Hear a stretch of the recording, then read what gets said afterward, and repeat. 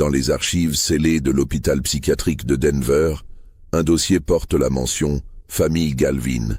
Classification confidentielle, accès restreint. Ce qui s'y trouve défie toute explication médicale conventionnelle et révèle l'une des expérimentations génétiques les plus troublantes jamais documentées sur le sol américain. Les pages jaunies de ce dossier racontent une histoire qui hantera à jamais ceux qui la découvriront. Avant de plonger dans cette histoire glaçante qui va vous glacer le sang, abonnez-vous à la chaîne et dites-nous dans les commentaires de quelle ville vous nous écoutez. Cette histoire vraie va bouleverser votre perception de ce qu'une famille peut cacher derrière ses murs. L'hiver 1951 marquait le début d'une expérience qui hanterait le Colorado pendant des décennies. Une expérience menée non pas dans un laboratoire stérilisé d'une université prestigieuse, mais au cœur d'une famille américaine ordinaire installée dans une propriété isolée des montagnes rocheuses. Du moins, c'est ce que tous croyaient en voyant cette famille modèle s'installer paisiblement dans leur nouvelle demeure. Les montagnes du Colorado se dressaient majestueuses sous la neige épaisse de février 1951, quand le docteur Edmund Galvin franchit pour la première fois le seuil de la propriété qu'il venait d'acquérir pour la somme considérable de 15 000 $ près de Boulder. L'air glacial à moins 15 degrés portait encore l'écho de la guerre de Corée qui faisait rage à des milliers de kilomètres. Mais pour Edmund, cette guerre avait déjà laissé ses marques indélébiles dans son âme et sa vision du monde. À 34 ans, le docteur Galvin possédait un regard hanté que ses anciens collègues militaires attribuaient aux horreurs du champ de bataille coréen. Médecin militaire de formation diplômé de Harvard Medical School en 1941, il avait servi dans les unités de recherche biomédicale de l'armée américaine stationnée dans le Pacifique, une spécialisation ultra-secrète qu'il avait menée bien au-delà des soins médicaux traditionnels dispensés aux soldats blessés. Ses supérieurs hiérarchiques le décrivaient dans ses évaluations militaires comme brillant à l'intelligence exceptionnelle, méticuleux dans ses protocoles de recherche, mais profondément inquiétant dans sa fascination obsessionnelle pour les limites éthiques de la médecine expérimentale. Plusieurs rapports confidentiels mentionnaient sa tendance à considérer les patients comme des sujets d'étude, plutôt que comme des êtres humains souffrants, nécessitant des soins compassionnels. La propriété qu'il avait méticuleusement choisie après des mois de recherche s'étendait sur 15 acres de terrain boisé de pins Douglas et d'épicéas, suffisamment isolés de toute civilisation pour garantir l'intimité absolue qu'il recherchait pour ses futurs projets personnels. La maison principale, une imposante structure victorienne de 2 étages construite en 1889 par un magnate du chemin de fer, possédait un sous-sol spacieux de 80 mètres carrés qu'Edmund avait immédiatement identifié comme parfait pour la transformation qu'il planifiait. Les voisins les plus proches, la famille Henderson, résidaient à plus de 2,5 km de distance à travers une forêt dense, et la route d'accès serpentait sur 3 km à travers des pins si serrés qu'en hiver, quand la neige recouvrait les branches, la propriété Galvin disparaissait complètement de la vue des rares automobilistes qui empruntaient cette route secondaire peu fréquentée. Martha Galvin, son épouse de 28 ans, aux cheveux châtains toujours impeccablement coiffés, acceptait avec la soumission caractéristique et socialement attendue des femmes de cette époque conservatrice toutes les décisions importantes de son mari, sans jamais les remettre en question. Ancienne infirmière diplômée de l'école d'infirmières de San Francisco en 1943, elle avait rencontré Edmund dans l'hôpital militaire de Presidio, où elle soignait avec dévouement les blessés de guerre rapatriés du théâtre d'opération du Pacifique. Leur mariage, célébré le 15 juin 1949, avait été organisé dans la plus stricte intimité familiale, sans aucun collègue militaire d'Edmund présent, une absence qui avait surpris Martha, mais qu'elle avait attribuée à la nature secrète du travail de son futur époux. Dès les premières semaines de leur union, Martha avait rapidement appris à ne jamais poser de questions indiscrètes sur le travail de recherche de son époux, une règle non écrite, mais fermement établie par l'attitude froide qu'Edmund manifestait chaque fois qu'elle abordait ce sujet sensible. Le couple s'installa définitivement dans leur nouveau foyer isolé en mars 1951 et Edmund entreprit immédiatement de transformer radicalement le sous-sol selon des plans architecturaux qu'il avait lui-même dessinés avec une précision d'ingénieur.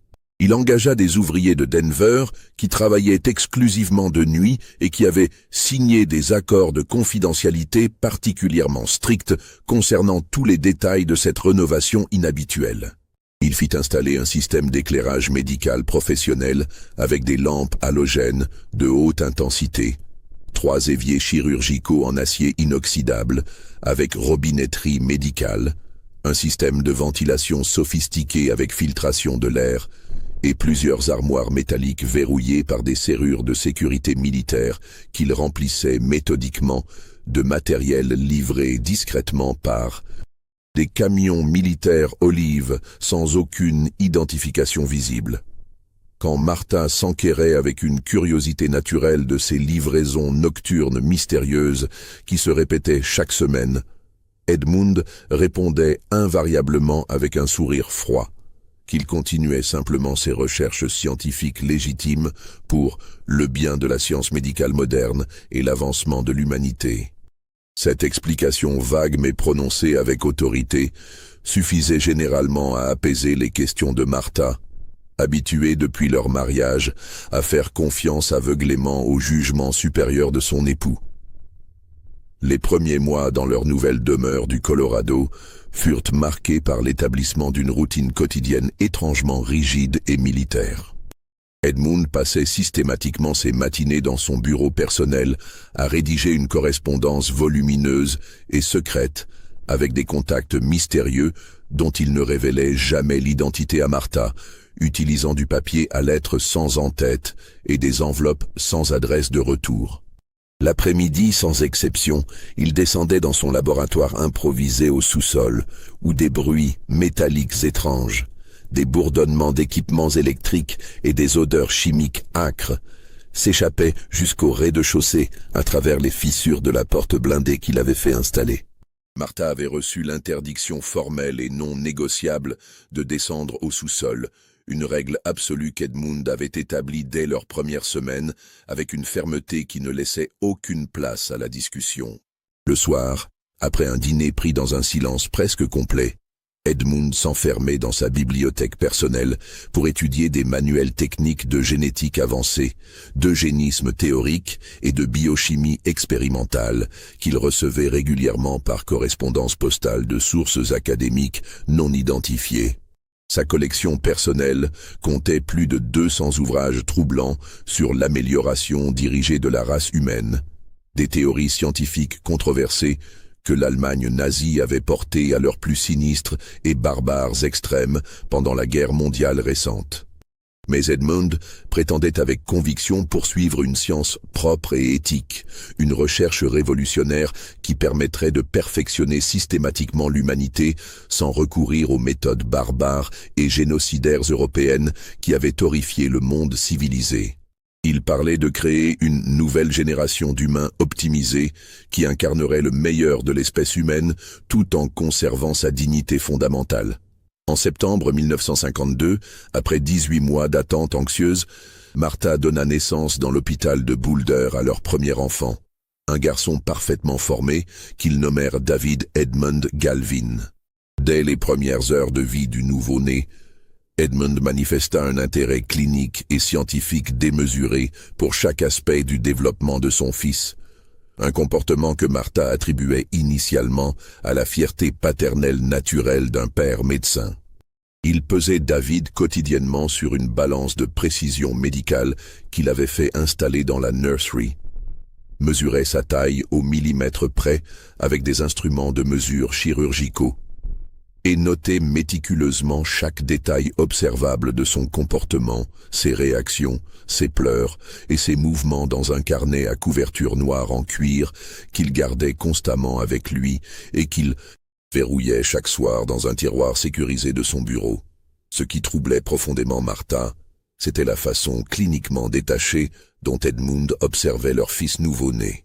Pas avec l'amour paternel tendre et protecteur qu'elle attendait naturellement d'un père regardant son premier enfant, mais avec la froideur scientifique objective et analytique qu'elle lui avait vue manifester envers ses patients militaires blessés pendant la guerre. Une attitude professionnelle qui semblait totalement inappropriée dans le contexte familial intime.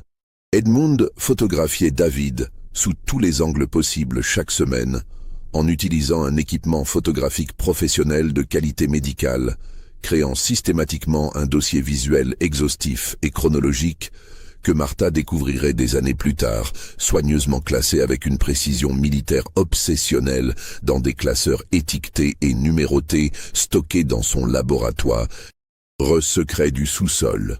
Quand David atteignit l'âge de 6 mois et commença à manifester les premiers signes de développement cognitif normal, Edmund commença à lui administrer ce qu'il appelait des suppléments nutritionnels avancés, destinés à optimiser son potentiel de développement.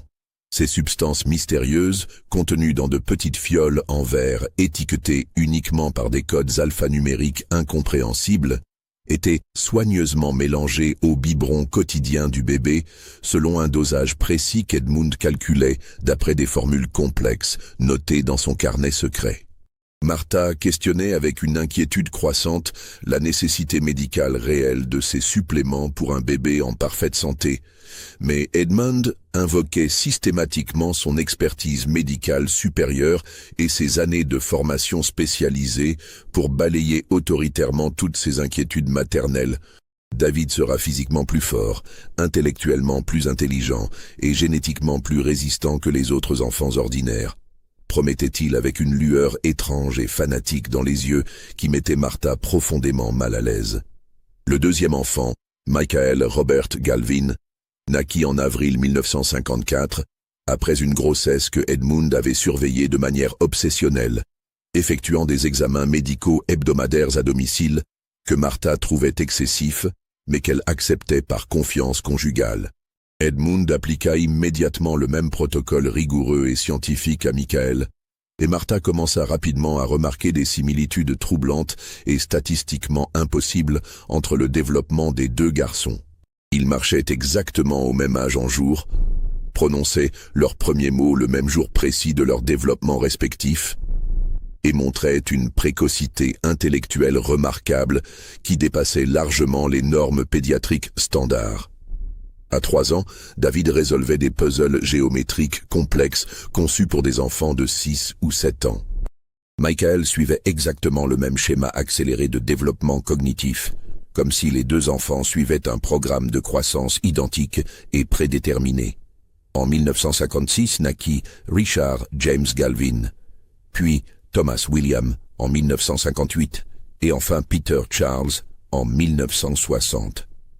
Chaque naissance était accueillie par Edmund avec la même méthodologie obsessionnelle et la même froideur scientifique dérangeante. Les 5 garçons grandissaient selon un modèle de développement si similaire et si prévisible que les voisins occasionnels commentaient cette remarquable ressemblance familiale qui dépassait largement le simple aspect physique héréditaire pour s'étendre à tous les comportements et capacités cognitives. Martha commençait à ressentir une inquiétude profonde et persistante qu'elle n'arrivait pas à formuler clairement ou à rationaliser complètement. Ses fils étaient exceptionnels dans tous les domaines, certes, mais d'une manière artificielle et programmée qui la glaçait jusqu'aux os. Ils semblaient partager une intelligence collective surnaturelle, terminant instinctivement les phrases les uns des autres, réagissant aux mêmes stimuli avec une synchronisation troublante qui défiait les lois du hasard, et manifestant des capacités cognitives qui semblaient dépasser les limites naturelles de leur âge chronologique. Quand l'un d'eux pleurait pour une raison quelconque, les 4 autres s'arrêtaient immédiatement de jouer et se figeaient dans une attention silencieuse, comme s'ils percevaient physiquement la détresse émotionnelle de leur frère, à distance et à travers les murs de la maison. Cette connexion empathique dépassait largement les liens fraternels normaux et suggérait une forme de communication non verbale que Martha ne parvenait pas à comprendre. Plus inquiétant encore pour Martha, les garçons manifestaient une déférence absolue envers leur père qui confinait à la peur révérentielle et au conditionnement psychologique. Dès qu'Edmund entrait dans une pièce où il jouait, il se taisait instantanément et l'observait avec une attention fixe et intense qui n'était pas naturelle chez de jeunes enfants normaux. Martha avait l'impression troublante que ses fils craignaient leur père autant qu'ils le respectaient. Une dynamique familiale malsaine et autoritaire qu'elle ne parvenait pas à comprendre mais qui la terrifiait secrètement. À mesure que les années s'écoulaient dans leur isolement montagnard, la routine familiale s'établissait selon les règles strictes et non négociables imposées par Edmund avec une discipline quasi militaire. Chaque matin à 7 heures précises, il descendait examiner méticuleusement ses notes de recherche de la nuit précédente et préparer avec une précision pharmaceutique les suppléments optimisés du jour pour chacun de ses fils selon leur âge et leur poids corporel. Les doses administrées variaient quotidiennement selon des critères complexes que lui seul comprenait et qui semblaient obéir à des calculs mathématiques sophistiqués notés dans des carnets cryptés. Martha remarquait avec une anxiété croissante que certains jours, les garçons recevaient des doses significativement plus importantes qui les rendaient particulièrement agités et hyperactifs, ou au contraire, anormalement calmes et léthargiques comme sous l'effet de sédatifs puissants. Edmund documentait méticuleusement chaque réaction physiologique et comportementale observable. Son carnet noir original s'était transformé en une série de 12 volumes reliés en cuir qui s'épaississaient de semaine en semaine, remplis d'observations détaillées, rédigées dans une écriture médicale serrée et de graphiques statistiques complexes que Martha ne pouvait déchiffrer malgré sa formation d'infirmière. Les données incluaient des mesures de température corporelle, de rythme cardiaque, de réflexes neurologiques et de performances cognitives évaluées quotidiennement. Parfois, tard dans la soirée, Martha l'entendait dicter ses observations cliniques dans un magnétophone professionnel qu'il avait installé dans son bureau, décrivant ses propres fils comme des sujets expérimentaux de première génération et des spécimens de développement contrôlé plutôt que comme ses enfants bien-aimés. Cette terminologie scientifique déshumanisante utilisée par Edmund pour parler de sa propre descendance révoltait Martha, mais elle n'osait pas confronter directement son mari sur ce point. Les voisins les plus proches, bien que séparés par plusieurs kilomètres, commençaient progressivement à remarquer l'étrangeté persistante de la famille Galvin lors des rares occasions où ils les rencontraient au village de Boulder pour les courses hebdomadaires. Les enfants ne jouaient jamais dehors, sans la supervision directe et constante de leur père. Ils ne fréquentaient aucun autre enfant du voisinage, malgré leur isolement social évident. Et leur comportement en public était d'une politesse artificielle et adulte, qui mettait profondément mal à l'aise tous les adultes qui les rencontraient. Margaret Henderson, qui habitait la propriété la plus proche à travers la forêt, confiait régulièrement à son mari Robert que « ces gamins Galvin ne sont pas naturels du tout. Ils parlent comme des petits adultes trop sérieux et ils te regardent avec des yeux trop intelligents, comme s'ils pouvaient lire dans tes pensées les plus secrètes et analyser chacun de tes gestes. » Cette impression troublante était partagée par la plupart des résidents locaux qui évitaient progressivement tout contact avec la famille Galvin. En 1962, quand David atteignit 10 ans et montra des signes de questionnement sur sa situation familiale particulière, Edmund intensifia dramatiquement ses expérimentations en construisant une salle d'examen médicale complète et professionnelle dans son sous-sol. Cette installation coûteuse était équipée d'une table d'examen chirurgical réglable, d'instruments médicaux de précision, d'équipements de surveillance cardiaque et neurologique que Martha identifiait comme similaires à ceux utilisés dans les hôpitaux militaires les plus avancés de l'époque.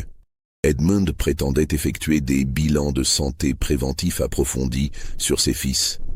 Des examens médicaux exhaustifs qui duraient parfois 4 ou 5 heures consécutives et dont les enfants revenaient systématiquement épuisés physiquement, silencieux émotionnellement et dans un état de soumission psychologique qui alarma Martha. Ces séances d'examen avaient lieu 2 fois par semaine selon un calendrier rigide qu'Edmund respectait religieusement.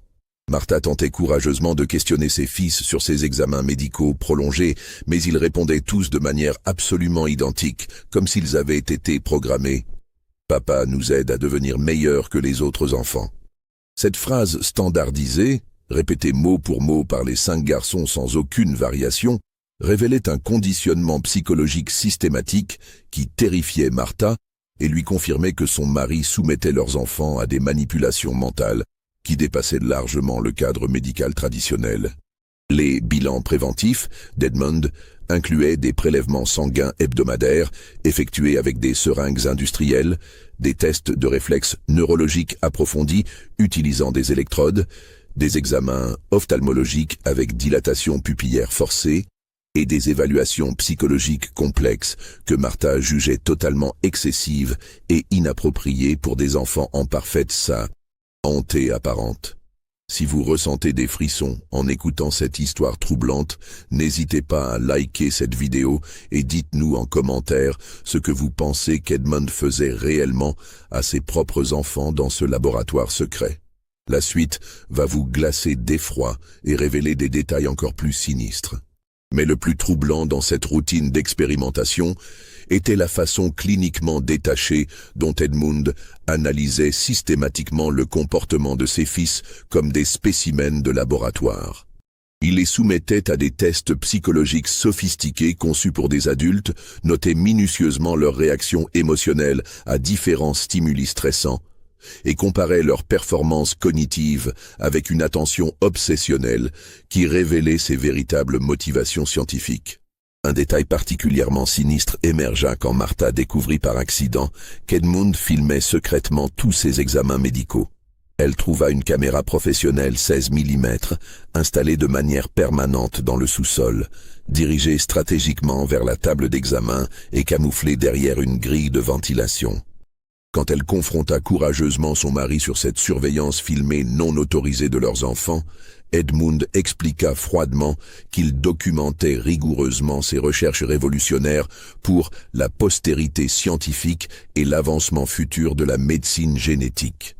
Ces films d'expérimentation, soigneusement étiquetés par date et sujet, numérotés chronologiquement et stockés dans des boîtiers métalliques verrouillés, constituaient une archive visuelle exhaustive et incriminante de ce qu'Edmund appelait dans ses notes personnelles l'évolution dirigée et contrôlée de la famille Galvin.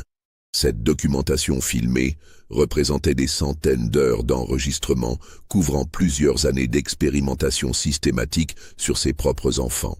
L'année 1965 marqua un tournant décisif et inquiétant dans l'expérimentation d'Edmund, quand David, maintenant âgé de 13 ans et développant une intelligence exceptionnelle stimulée artificiellement, commença à poser des questions pertinentes et dérangeantes sur les traitements médicaux inhabituels qu'il subissait régulièrement depuis sa naissance. Son intelligence précoce, artificiellement stimulée par les substances expérimentales administrées pendant plus de 10 ans, lui permettait de comprendre intuitivement que sa famille ne fonctionnait pas selon les normes sociales normales qu'il observait occasionnellement.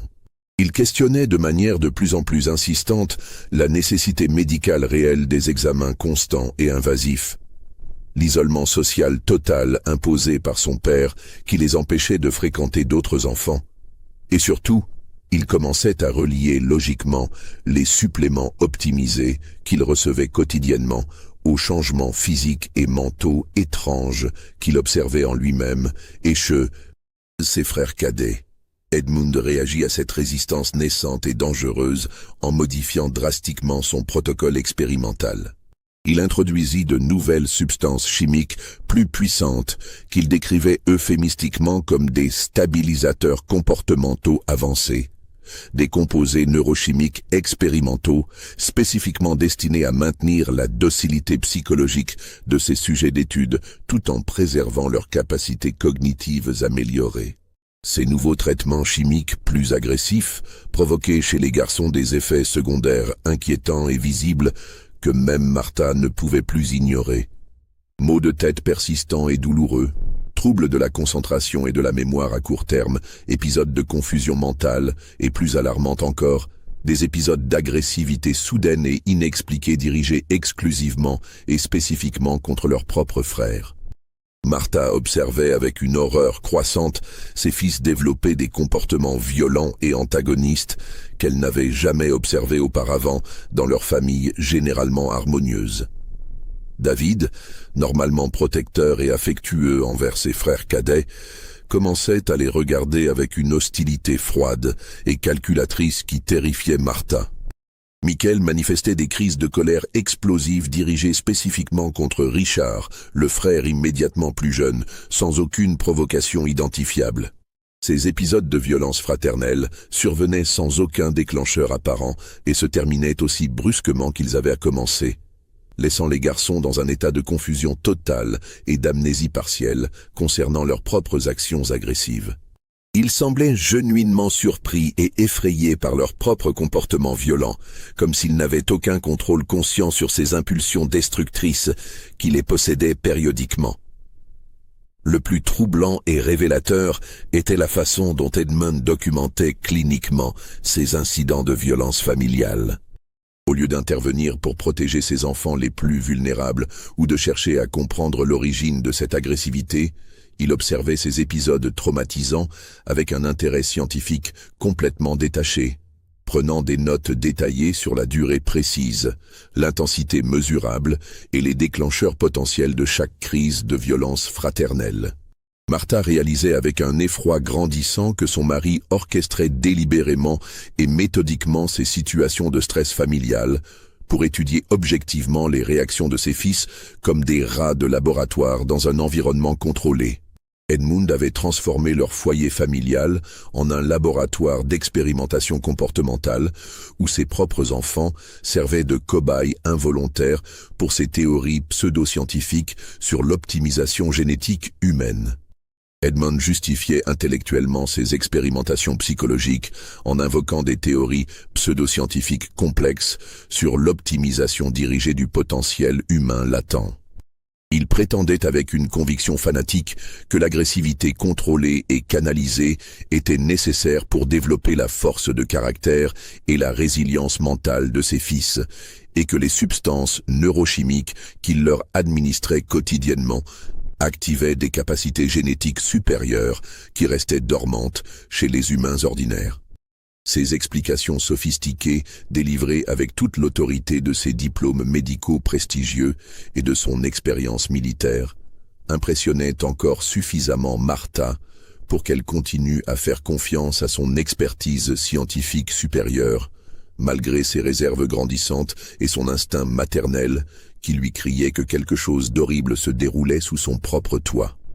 En juillet 1966, Edmund reçut une visite mystérieuse qui changea définitivement la dynamique familiale et intensifia dramatiquement ses expérimentations. Un homme au physique imposant, vêtu d'un costume sombre de qualité militaire, qui se présenta simplement et laconiquement comme colonel Peterson du département de la Défense, passa plus de 3 heures enfermé avec Edmund dans son bureau personnel sous haute sécurité. Martha n'entendit que des bribes fragmentaires de cette conversation confidentielle à travers la porte blindée, mais elle saisit des mots et expressions troublants qui la glacèrent. Résultats expérimentaux prometteurs, phase d'intensification suivante, surveillance renforcée des sujets, élimination des variables contaminantes et préparation pour transfert potentiel. Ces fragments révélaient clairement l'existence d'une organisation militaire qui supervisait et finançait les expérimentations d'Edmund. Après cette visite officielle et secrète, Edmund devint encore plus secret et paranoïaque dans ses activités.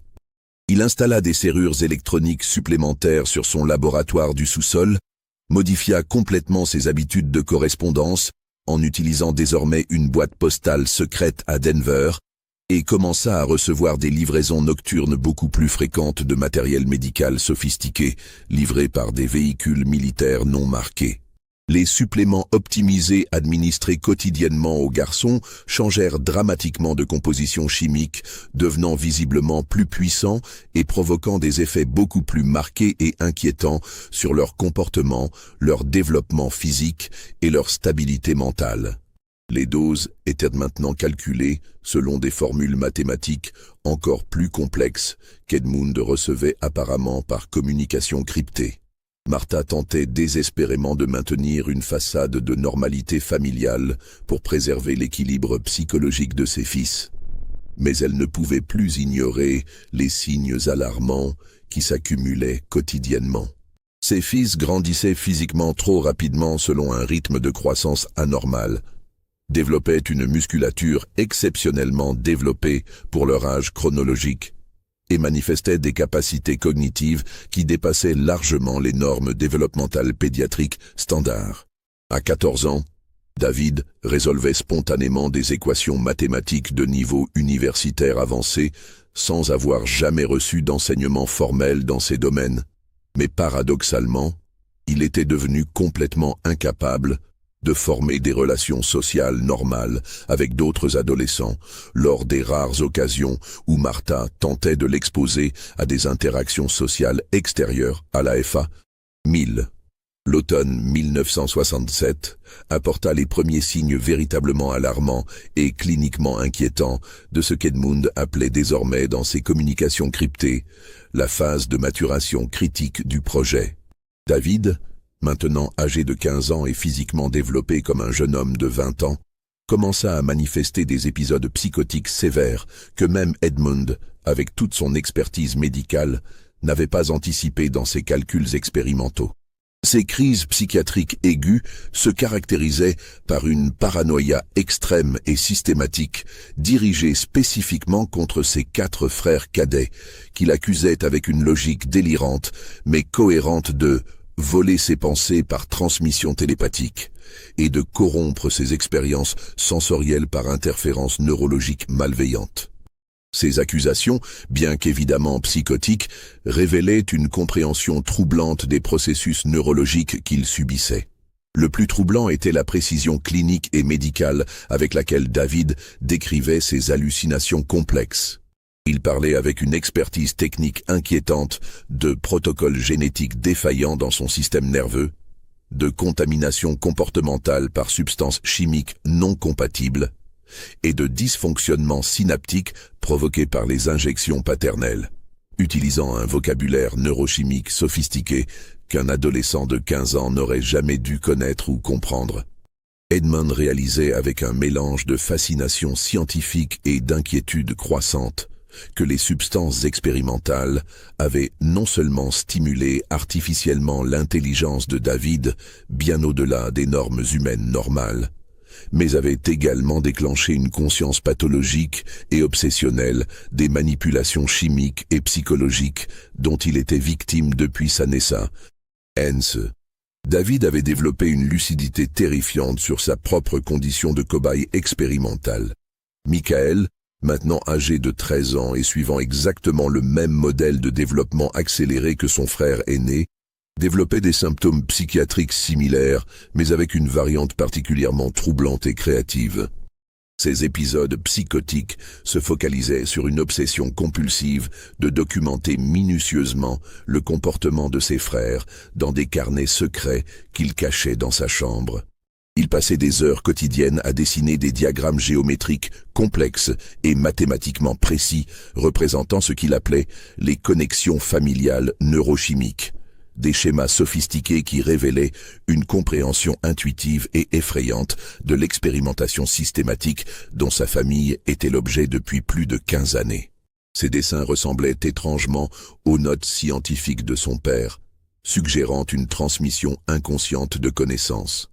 Edmund observait ces développements psychotiques avec un mélange complexe de fascination scientifique et d'inquiétude professionnelle croissante. Ses notes de recherche révélaient qu'il n'avait pas prévu ces réactions psychiatriques dans ses calculs expérimentaux originaux, et qu'il luttait pour maintenir le contrôle sur ces sujets d'étude qui développaient une résistance psychologique inattendue à ces manipulations. Il augmentait progressivement et dangereusement les doses de stabilisateurs comportementaux chimiques, mais les effets secondaires psychiatriques s'intensifiaient proportionnellement, créant un cercle vicieux d'escalade médicamenteuse qui menaçait la stabilité mentale de tous ses fils. Les substances, originellement conçues pour optimiser leur développement, se transformaient en poisons neurochimiques qui détruisaient leur santé mentale. Martha ne pouvait plus ignorer l'évidence accablante qui s'imposait quotidiennement à elle. Ses deux fils aînés souffraient manifestement de troubles psychiatriques sévères et progressifs qui coïncidaient parfaitement et statistiquement de manière impossible avec les traitements chimiques administrés par leur père. Elle commença secrètement à documenter les comportements de ses enfants, notant scrupuleusement les corrélations temporelles entre les administrations de substances et l'apparition des symptômes psychotiques. En décembre 1967, pendant qu'Edmund était absent pour une mystérieuse réunion de 3 jours à Denver avec ses contacts militaires, Martha découvrit le journal personnel détaillé de son mari dans son bureau habituellement verrouillé. Ce qu'elle y lut la terrifia au-delà de tout ce qu'elle avait imaginé dans ses pires cauchemars concernant les activités secrètes de son époux. Edmund ne considérait pas leurs 5 fils comme ses enfants bien-aimés, mais comme des sujets expérimentaux humains de première génération dans ce qu'il appelait officiellement le projet Galvin d'optimisation génétique dirigée. Il détaillait méthodiquement et froidement toutes les substances chimiques administrées avec leur dosage précis, leurs effets mesurables sur le développement physique, cognitif et mental des garçons, et ses plans détaillés pour la phase finale d'expérimentation, qui impliquait des procédures encore plus invasives. Le journal révélait de manière accablante qu'Edmund travaillait en collaboration étroite avec une organisation militaire secrète non identifiée publiquement, qui finançait généreusement ses recherches interdites sur l'amélioration génétique dirigée de l'espèce humaine. L'objectif avoué était de créer artificiellement une génération d'humains aux capacités physiques, intellectuelles et psychologiques supérieures. Des individus génétiquement modifiés qui pourraient servir les intérêts stratégiques nationaux dans des domaines militaires, scientifiques et technologiques critiques. Les fils Galvin constituait le premier test expérimental à grande échelle de cette technologie révolutionnaire sur des sujets humains vivants et en développement. Edmund documentait fièrement que ces recherches pionnières ouvraient la voie à une transformation fondamentale de l'espèce humaine par manipulation génétique et chimique systématique dès la naissance. Plus choquant encore pour Martha, elle apprit qu'Edmund planifiait activement d'étendre l'expérimentation familiale. Il envisageait d'avoir d'autres enfants pour servir de groupe de contrôle non traité, et il documentait déjà minutieusement les modifications qu'il apporterait au protocole expérimental pour la 2e génération de sujets d'études basés sur les résultats obtenus avec ses fils actuels. Martha réalisait avec horreur qu'elle n'était pas l'épouse aimée d'Edmund, mais une participante non consentante et manipulée à son expérience génétique. Son rôle était purement reproducteur. Fournir des sujets d'études pour les recherches de son mari. Edmund la considérait comme une matrice génétique optimale plutôt que comme un être humain avec ses propres droits et sa propre volonté. La découverte de ces informations traumatisantes coïncida tragiquement avec une détérioration dramatique et visible de l'état mental de David et Michael. Les 2 garçons commençaient à manifester une violence physique directe et préméditée envers leurs 3 frères cadets. Violence qu'Edmund continuait à documenter scientifiquement sans jamais intervenir pour protéger ses victimes les plus vulnérables. Richard, Thomas et Peter, âgés respectivement de 9, 7 et 5 ans, encore trop jeunes pour comprendre pleinement leur situation familiale anormale, vivaient dans un état de terreur permanente face aux comportements imprévisibles et menaçants de leurs frères aînés qui pouvaient passer instantanément de la gentillesse à la violence explosive. Le 15 janvier 1968, après des semaines d'angoisse et de réflexions douloureuses, Martha prit la décision la plus courageuse de sa vie, une décision qui changerait définitivement et irréversiblement le cours des événements pour toute sa famille. Elle contacta secrètement le bureau du shérif de Boulder depuis une cabine téléphonique du centre-ville et demanda une enquête officielle et urgente sur les activités suspectes de son mari concernant leurs enfants.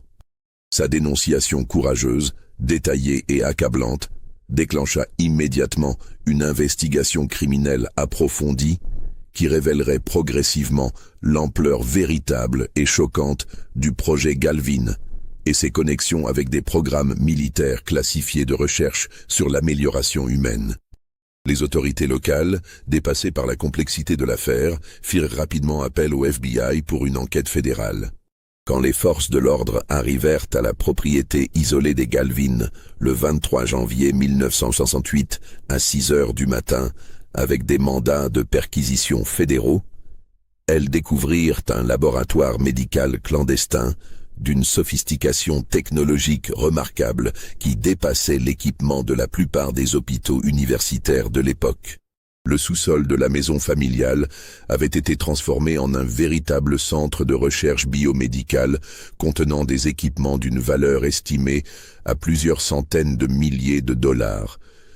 Microscopes électroniques, centrifugeuses de laboratoire, incubateurs de culture cellulaire, appareils d'analyse sanguine automatisés et un arsenal de substances chimiques expérimentales non autorisées par la Food and Drug Administration. Plus accablant encore, les enquêteurs découvrirent des archives documentaires exhaustives et méticuleusement organisées, couvrant 15 années complètes d'expérimentation humaine systématique. Ces dossiers incluaient des milliers de photographies, des enregistrements vidéo détaillés, des analyses médicales complètes et des graphiques statistiques démontrant l'évolution contrôlée du développement des 5 enfants Galvin. Edmund fut arrêté sans aucune résistance physique, mais son comportement pendant l'interrogatoire révéla une dissociation complète et pathologique de la réalité morale normale. Il parlait de ses propres fils comme de résultats scientifiques remarquables et historiques, et insistait avec une fierté délirante sur l'importance révolutionnaire de ses recherches pour l'avenir évolutionnaire de l'humanité.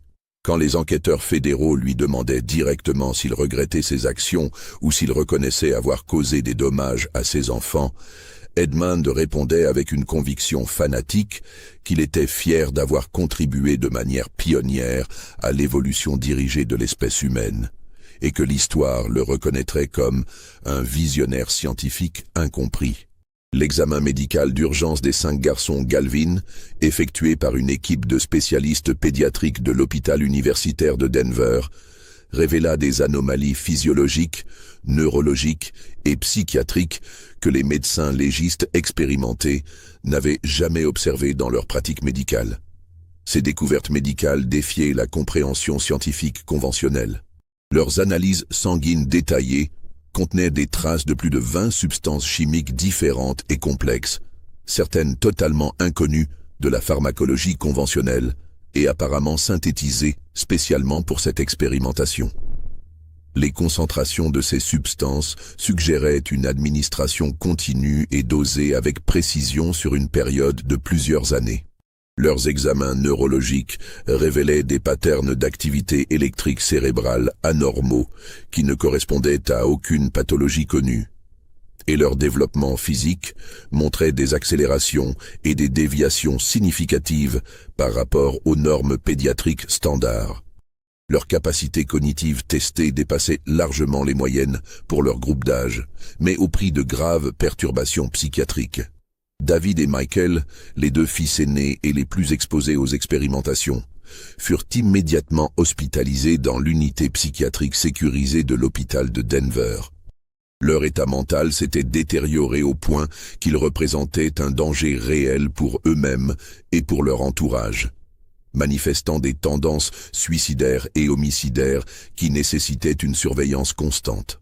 Les psychiatres spécialisés qui les examinèrent décrivirent des symptômes psychotiques d'une complexité clinique jamais documentée dans la littérature médicale, des hallucinations sophistiquées qui incorporaient des connaissances scientifiques avancées que des adolescents n'auraient jamais dû posséder, et une paranoïa systématique focalisée sur les manipulations chimiques dont ils avaient été victimes. Richard, Thomas et Peter, bien qu'ayant subi les mêmes traitements expérimentaux de base, montraient des signes de récupération psychologique plus encourageants grâce à leur exposition moins prolongée. Leur jeune âge relatif semblait les avoir partiellement protégés des effets psychotiques les plus sévères et irréversibles. Mais les médecins s'inquiétaient sérieusement des conséquences développementales à long terme. L'enquête fédérale approfondie révéla qu'Edmund avait entretenu une correspondance scientifique suivie et organisée avec des chercheurs de plusieurs pays, partageant systématiquement ses données expérimentales et recevant des conseils techniques pour perfectionner ses méthodes d'expérimentation humaine. Cette dimension internationale de l'affaire attira immédiatement l'attention des services de renseignement. Cette collaboration scientifique internationale, découverte par les enquêteurs, révéla des connexions troublantes et incriminantes entre les recherches personnelles d'Edmund et des programmes militaires hautement classifiés de plusieurs nations concernant l'amélioration artificielle des capacités humaines pour des applications militaires et de renseignement. Le procès criminel d'Edmund Galvin débuta en septembre 1968 devant la Cour fédérale de Denver et devint immédiatement un scandale national médiatisé qui choqua profondément l'opinion publique américaine. Les médias nationaux, encore sous le choc des révélations récentes sur les expérimentations médicales nazies et les programmes de stérilisation forcée américains, découvraient qu'un médecin militaire américain avait conduit des recherches similaires sur sa propre famille.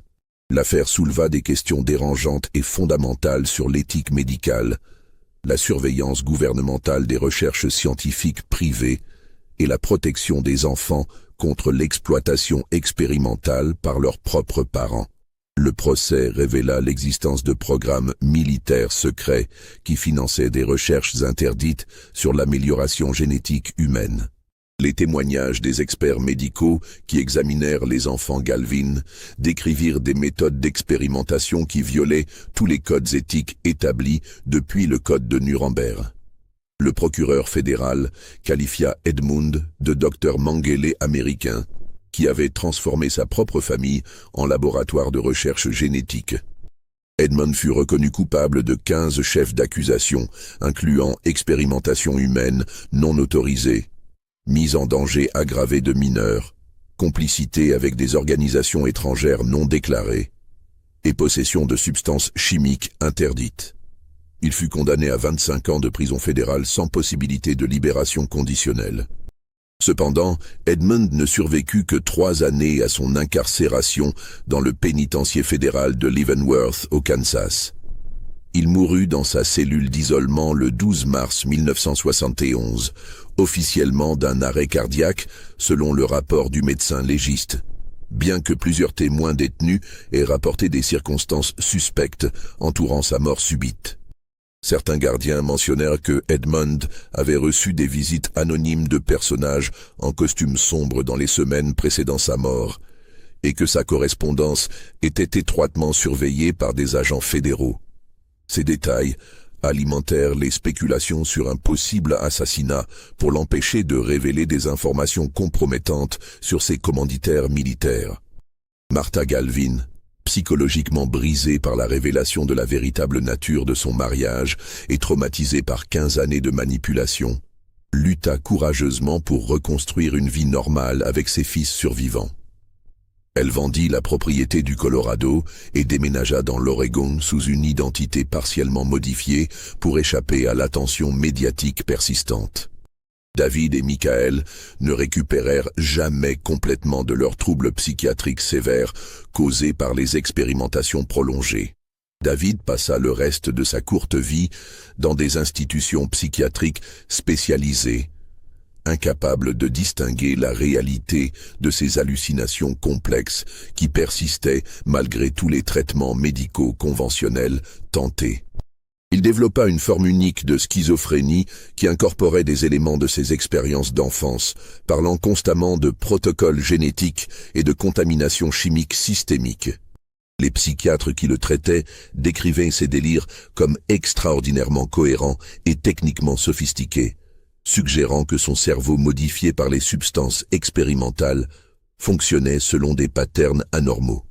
Michael manifesta des améliorations psychologiques périodiques qui donnèrent de l'espoir à sa famille, mais resta handicapé toute sa vie par des épisodes psychotiques récurrents et imprévisibles qui l'empêchèrent de mener une existence indépendante. Il nécessitait une supervision médicale constante et ne put jamais établir de relations sociales normales. Richard, Thomas et Peter bénéficièrent de traitements psychiatriques intensifs et de thérapies expérimentales qui leur permirent de développer une certaine stabilité mentale relative et de fonctionner dans la société. Cependant, ils conservèrent tous des séquelles physiques et psychologiques permanentes de leur exposition prolongée aux substances expérimentales de leur père. Tous trois manifestèrent des difficultés d'apprentissage spécifiques, des troubles de l'attachement émotionnel qui compliquèrent leurs relations familiales et amoureuses, et une méfiance profonde et persistante envers toute autorité médicale qui perdura toute leur vie adulte. Les archives scientifiques d'Edmund, saisies par les autorités fédérales et classifiées, révélèrent progressivement l'ampleur internationale véritable de ses connexions professionnelles. Son réseau de collaboration incluait des scientifiques d'au moins 6 pays différents, tous impliqués dans des recherches similaires sur l'amélioration dirigée des capacités humaines. Cette découverte internationale déclencha une enquête coordonnée par Interpol, qui aboutit à l'arrestation de plusieurs autres chercheurs impliqués dans des expérimentations familiales similaires en Europe et en Amérique du Sud. Ces arrestations révélèrent l'existence d'un réseau international organisé d'expérimentation humaine clandestine. Mais la question la plus troublante et dérangeante demeurait sans réponse officielle. Combien d'autres familles américaines et internationales avaient secrètement servi de cobayes à des expérimentations génétiques similaires? Les enquêteurs fédéraux découvrirent des références cryptées dans les notes personnelles d'Edmund à d'autres projets familiaux menés simultanément dans différents États américains.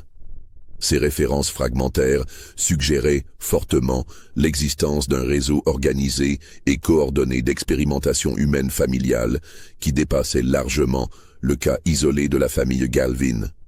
Les autorités estimaient qu'entre 20 et 50 familles américaines avaient pu être impliquées dans des programmes similaires entre 1950 et 1970. En 1975, Martha Galvin fut découverte morte dans sa nouvelle maison de l'Oregon, dans des circonstances que les autorités locales décrivirent officiellement comme mort naturelle due au stress post-traumatique chronique et à l'épuisement psychologique. Cependant, plusieurs détails troublants et inexpliqués entouraient sa mort soudaine. Sa maison avait été fouillée méticuleusement par des inconnus et plusieurs documents personnels importants concernant l'affaire Edmund et les traitements médicaux de ses fils avaient mystérieusement disparu. De plus, Martha avait confié à plusieurs proches dans les semaines précédant sa mort qu'elle recevait des appels téléphoniques menaçants anonymes depuis la condamnation de son mari. Les 3 fils survivants furent placés dans des familles d'accueil spécialisées, séparées géographiquement, et leurs identités légales furent officiellement changées par décision judiciaire pour les protéger définitivement de l'attention publique persistante et des possibles représailles. Cette protection d'identité était sans précédent dans l'histoire judiciaire américaine. Richard, rebaptisé légalement James Morrison, parvint à mener une vie relativement normale malgré ses séquelles et devint ingénieur électricien, bien qu'il évitât soigneusement tout travail impliquant la recherche médicale ou militaire. Il se maria et eut 2 enfants qu'il fit examiner régulièrement pour détecter d'éventuelles anomalies génétiques héritées. Thomas, qui adopta l'identité légale de William Carter, lutta contre des dépressions récurrentes et des troubles anxieux tout au long de sa vie adulte, mais réussit à fonder une famille stable et à travailler comme enseignant dans une école primaire. Il refusa toujours de parler de son enfance, même à sa propre épouse. Peter, le plus jeune survivant, adopta l'identité protégée de Robert Stevens et devint professeur de mathématiques dans une université de la côte ouest. Il ne se maria jamais et évita scrupuleusement tout contact prolongé avec les enfants en dehors de son environnement professionnel contrôlé, craignant de reproduire inconsciemment les patterns comportementaux de son père. En 1982, une enquête journalistique approfondie menée par le Washington Post révéla que plusieurs des scientifiques internationaux associés aux recherches d'Edmund avaient été secrètement recrutés par diverses agences gouvernementales américaines après leur arrestation initiale. Ces révélations explosives suggéraient que les expérimentations Galvin, loin d'être condamnées par les autorités, avaient en réalité fourni des données scientifiques précieuses pour des programmes militaires hautement classifiés. Cette révélation journalistique impliquait que le gouvernement américain avait non seulement toléré ces expérimentations, mais les avait potentiellement encouragées et financées dans le cadre de programmes de recherche militaire sur l'amélioration des capacités humaines pour des applications de défense nationale et de renseignement. Le dossier officiel complet de l'affaire Galvin fut définitivement scellé par ordre exécutif fédéral en 1985, et toutes les tentatives journalistiques ultérieures pour accéder à ces documents se heurtèrent à des refus catégoriques invoquant la sécurité nationale. Les autorités justifiaient cette classification perpétuelle par la protection des victimes survivantes, mais cette décision alimenta les soupçons publics sur l'implication gouvernementale directe. Aujourd'hui, plus de 50 ans après les révélations choquantes de 1968, l'affaire Galvin demeure l'un des scandales médicaux les plus troublants et non résolus de l'histoire américaine contemporaine. Les questions éthiques et légales soulevées par cette expérimentation familiale systématique continuent de hanter la communauté scientifique internationale et de nourrir des débats passionnés sur les limites morales de la recherche médicale. Vous croyez que toute la vérité a été révélée sur la famille Galvin et leurs expérimentations secrètes? Dites-nous en commentaire ce que vous pensez de cette histoire terrifiante qui défie l'imagination. Abonnez-vous pour découvrir d'autres mystères troublants de l'histoire américaine et partagez cette vidéo avec ceux qui s'intéressent aux secrets les plus sombres et les mieux gardés de notre passé récent. Car parfois, la réalité historique dépasse la fiction la plus glaçante qu'on puisse imaginer. L'affaire Galvin nous rappelle brutalement que derrière la façade respectable de la science officielle peuvent se cacher des expérimentations qui défient toute éthique humaine fondamentale. Et si cette famille a payé le prix terrible de ces recherches interdites, combien d'autres familles américaines ont-elles secrètement servi de cobayes à des scientifiques sans scrupules soutenus par des programmes gouvernementaux classifiés? Cette question dérangeante demeure sans réponse définitive. Et c'est peut-être précisément ce mystère non résolu qui rend cette histoire la plus troublante et la plus inquiétante de toutes.